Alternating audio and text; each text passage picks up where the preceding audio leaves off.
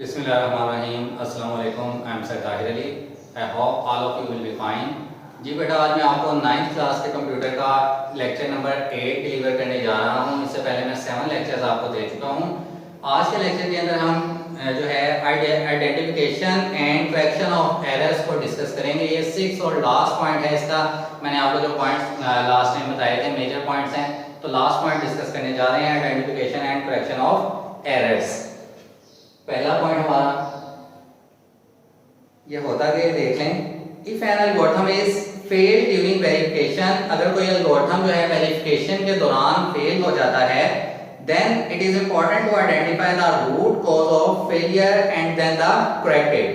तो सबसे पहले आप ये इंतहाई अहम है कि आप आइडेंटिफाई करें कि इसको फेलियर होने की, प्रोग्राम के एल्गोरिथम के फेल होने की क्या वजह है, और फिर उसको करेक्ट किया जाता है, दुरुस्त किया जाता है। Sometimes the error is logical, बाद बात ये एरर्स जो इसके अंदर आ रहे होते हैं वो लॉजिकल होते हैं। लॉजिकल एरर्स के हवाले से मैंने आपको बता दिया, पहले भी बता चुका हूँ मैं आपको कि greater than, less than, equal to, not equal to, ये लॉजिकल एरर, लॉजिकल जो है साइंस होते हैं, और इस तरह के एरर्स को लॉजिकल एरर कहा जाता है।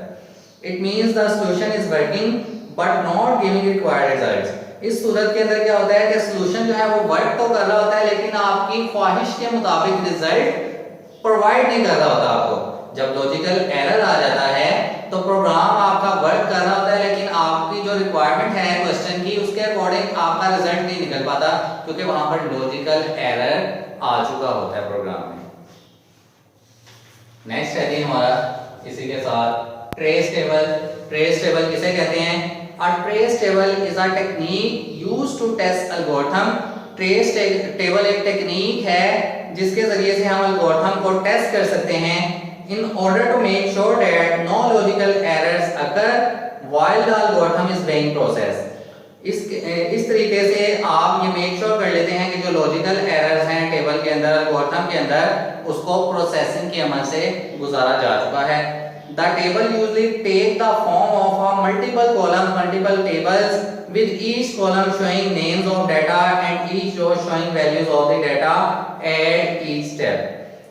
ये आपका मल्टी टेबल होता है जिसके अंदर बहुत सारी रोज और कॉलम्स होती हैं, जिसके अंदर डाटा के नेम्स और डाटा की फिगर्स या वैल्यूज आपको शो हो रही होती हैं, और बार बार ये आपको रिपीट कर रहा होता है टेबल। उसके बाद नेक्स्ट है हमारा using invalid data for testing.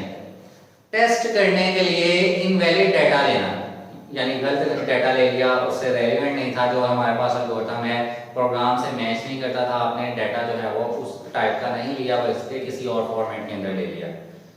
Testing an algorithm using invalid data ensure that the algorithm can gracefully handle unexpected data inputs. If an algorithm requires your age in number of days, but you give date of birth as input, then the algorithm may not work properly. The purpose of testing using invalid data is to detect such situations. In this case, error messages are shown as output. Moreover, this kind of testing helps you to improve the quality of solution.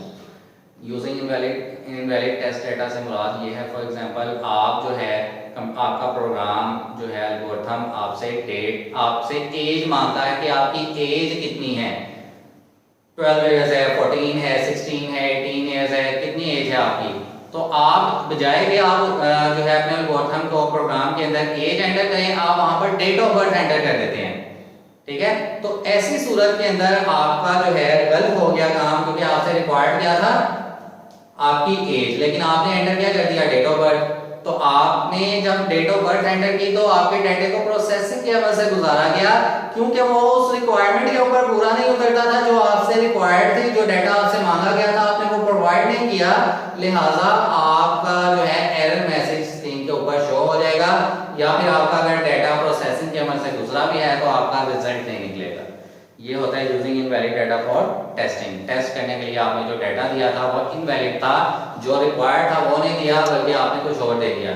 जैसे मैंने आपको as की example दी, आपसे as required थी, लेकिन आपने वहां पर डेट ऑफ बर्थ मेंशन कर दी, तो वो इनवैलिड डाटा बन गया। जी बेटा, आज का हमारा टॉपिक इतना ही है, ये छोटा सा टॉपिक था।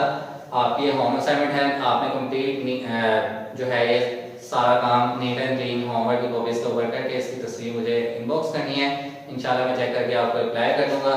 नेक्स्ट लेक्चर तक के लिए इतना ही। अपना बहुत सा ख्याल रखिएगा। अल्लाह हाफिज़।